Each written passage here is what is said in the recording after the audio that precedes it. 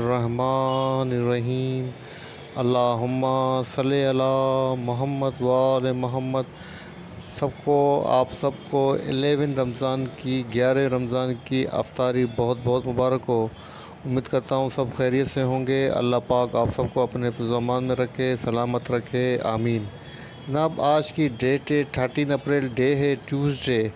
इस पर routine market का डेली व्यू अपना आपके साथ शेयर करने वाला हूँ, जो कि होगा 14 अप्रैल थर्सडे के लिए।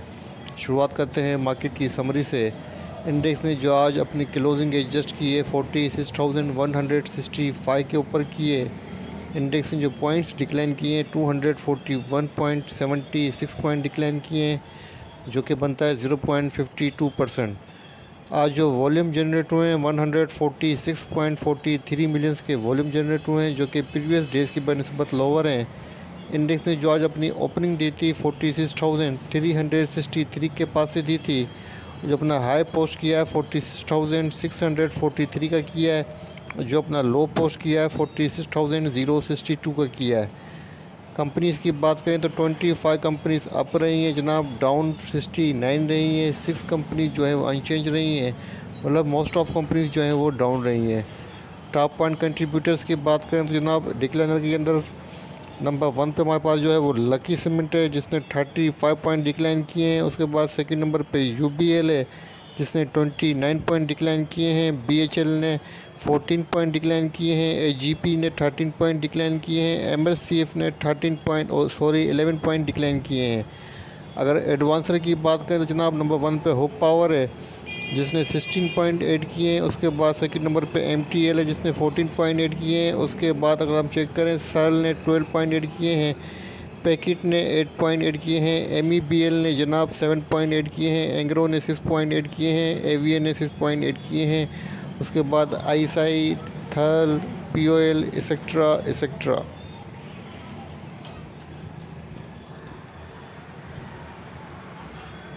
आज के वॉल्यूम डे स्टॉक्स की नंबर 1 पे आज का फ्लाइंग सीमेंट है, जिसने 9 रुपीज़ 67 पैसा के ऊपर अपनी क्लोजिंग एडजस्ट किए। पॉजिटिव रहा है 9.89%। सेकंड नंबर पे जनाब WTL है, जिसने 1 रुपीज़ 98 पैसा के ऊपर अपनी क्लोजिंग एडजस्ट किए। निगेटिव रहा है 4.30%। उसके बाद जनाब GGL है जनाब, जिसने 21 रुपीज़ 18 पैसा के ऊपर अपनी क्लोजिंग एडजस्ट की है। पॉजिटिव रहा है 4.13%। उसके बाद टेली है जनाब, जिसने 16 रुपीज़ 1 पैसा के ऊपर अपनी क्लोजिंग एडजस्ट की है।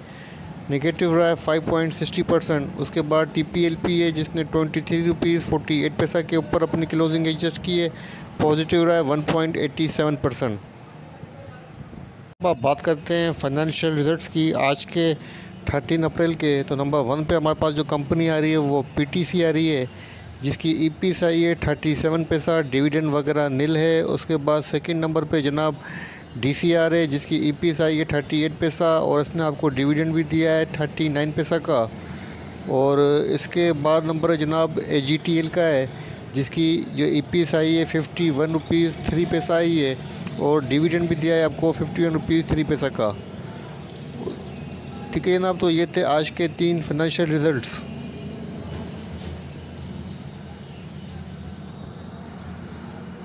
के लिए बोर्ड मीटिंग का शेड्यूल चेक कर लेते हैं 14 अप्रैल का। तो नंबर 1 पे हमारे पास जो कंपनी है वो ARM है। इसकी मीटिंग जनाब कराची के अंदर है 9 AM के ऊपर, और मीटिंग का जो एजेंडा है वो approval of the scheme of arrangement under section 279। उसके बाद सेकंड नंबर पे जनाब मारी पेट्रोलियम है, जिसकी मीटिंग इस्लामाबाद के अंदर है 10 AM के ऊपर, और मीटिंग का जो एजेंडा है मैटर अदर देन फाइनेंशियल्स है। उसके बाद जनाब GTEC की मीटिंग है 11 AM के ऊपर लाहौर के अंदर, और मीटिंग का जो एजेंडा है जनाब बिज़नेस मैटर्स है। उसके बाद CWSM है, तो इसकी मीटिंग 11 AM के ऊपर लाहौर के अंदर है। मीटिंग का जो एजेंडा है वो क्वार्टरली अकाउंट है। उसके बाद जनाब SURC की मीटिंग है थ्रू वीडियो कॉन्फ्रेंस 12 PM के ऊपर, और मीटिंग का जो एजेंडा है वो appointment of chairman and chief executive officer है। तो ये था कल के लिए बोर्ड मीटिंग का शेड्यूल।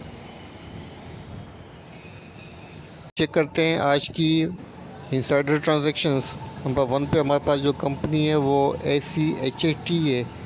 तो जनाब यहाँ पर इसकी जो ट्रांजैक्शन है ट्रेंड बाइंग के ऊपर है, और आज इसके अंदर बाइंग हुई है 1,38,500 शेयर्स की 7 रुपीज़ की प्राइस के ऊपर। काबिल नोट है, इसको नोट कीजिएगा।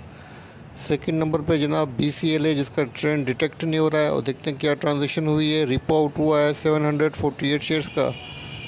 उसके बाद जनाब HBL है, इसका ट्रेंड सेल के ऊपर है, और आज इसके अंदर सेलिंग हुई है 5,100 शेयर्स की। और इसके बाद है जनाब KOHE, तो इसका ट्रेंड भी जनाब सेल के ऊपर है, और आज देखते हैं इसके अंदर क्या ट्रांजैक्शन हुई है। सेल हुई है 10,000 शेयर्स की 39 रुपीज़ 43 पैसा की प्राइस के ऊपर। उसके बाद नंबर है जनाब MTL का, तो इसका ट्रेंड बाइंग के ऊपर है, और आज भी इसके अंदर बाइंग हुई है 10 शेयर्स की, माइनर ट्रांजैक्शन है।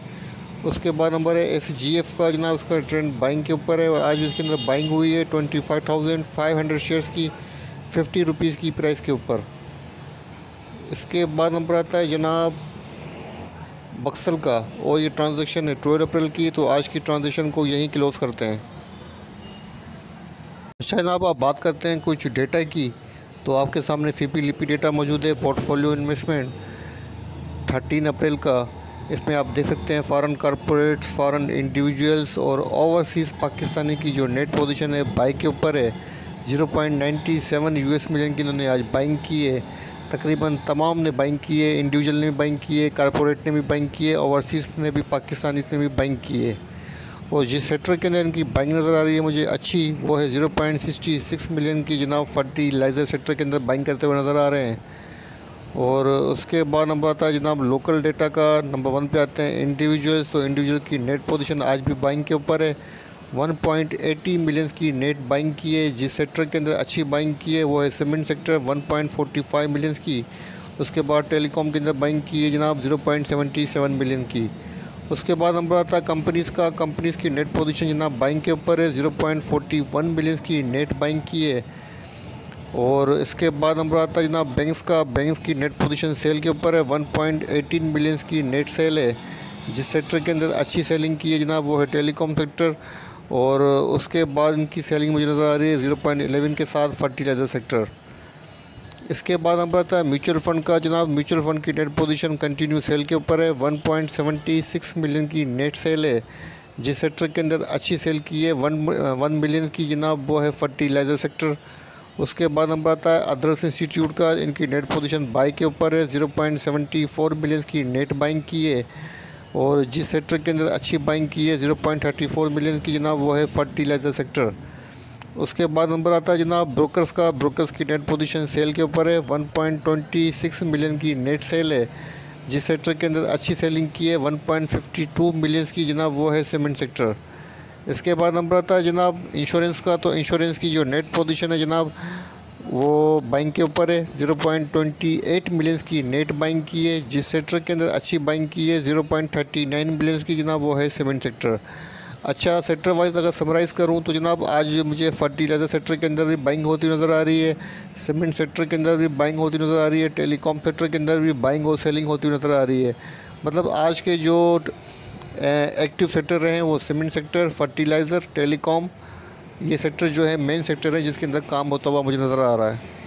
ठीक है जनाब, अब देखते हैं कि ओपन इंटरेस्ट डेटा की क्या पोजीशन है।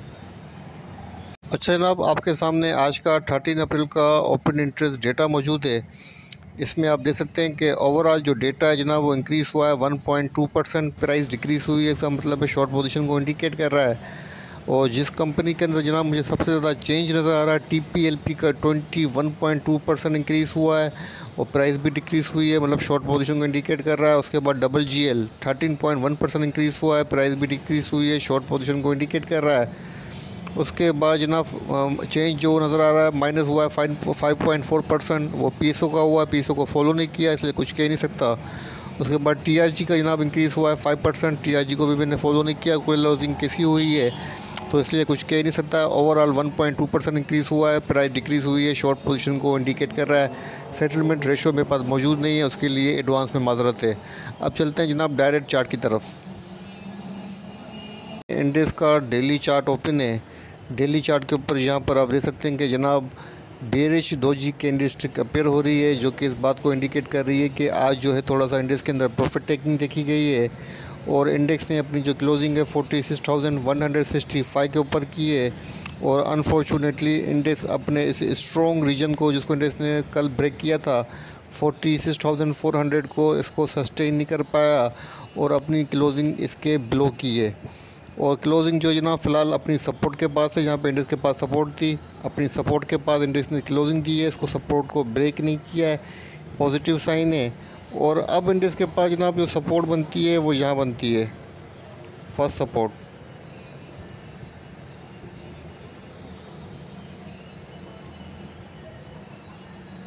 45,763 से लेके 800 के अराउंड।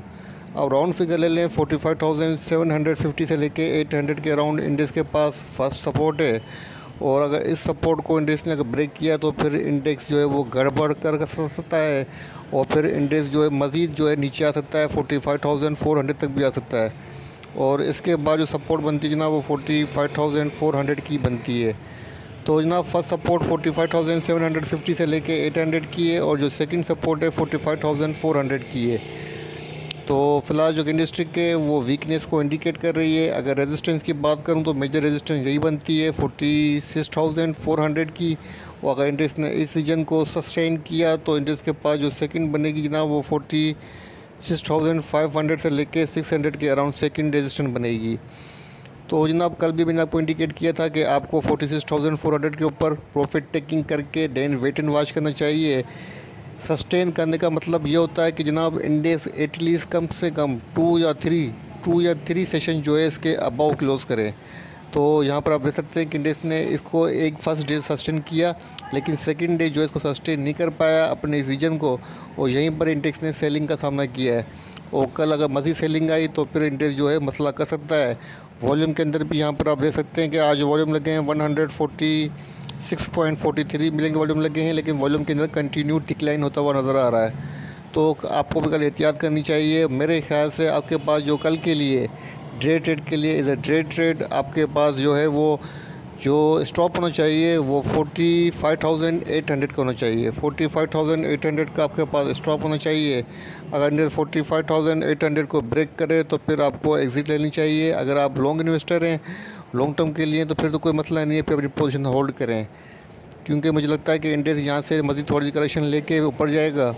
तो अगर एज ए डे ट्रेडर की बात कर रहा हूँ तो फिर आपको 45,800 का स्टॉप रखें और अपना जो रेजिस्टेंस रीजन रखें वो 46,400 का एग्ज़िट रीजन रखें, यही बेहतर होगा। लेकिन कल की जो स्ट्रेटजी है मैं आपको यही सजेस्ट करूँगा कि सेल ऑन स्ट्रेंथ पर रहिएगा, क्योंकि इंडेक्स ने तकरीबन जो है काफ़ी ज़्यादा गेन दिखाया है और जो करेक्शन जो है थोड़ी बहुत प्रॉफिट टेकिंग हाईली ड्यू हो गई है। बस दुआ कीजिएगा कि प्रॉफिट टेकिंग जो है कन्वर्ट ना हो जाए सेलिंग के अंदर, ठीक है ना। तो फ़िलहाल मुताबिक काम कीजिएगा, केयरफुल रहिएगा, बाकी अल्लाह पाक बेहतर फरमाएगा। बाकी कैंडलस्टिक जो है वो डाउनवर्ड को इंडिकेट कर रही है, वीकनेस को इंडिकेट कर रही है, ठीक है ना। तो ये था इंडेक्स का छोटा सा वीडियो आपके साथ शेयर किया है। उम्मीद करता हूँ वीडियो पसंद आएगी। पसंद आए तो लाइक कीजिएगा, दूसरों के साथ भी शेयर कीजिएगा। अपने प्यारों का बहुत ख्याल रखिएगा, मुझे अपनी दुआ में याद रखिएगा। अल्लाह हाफ़िज़।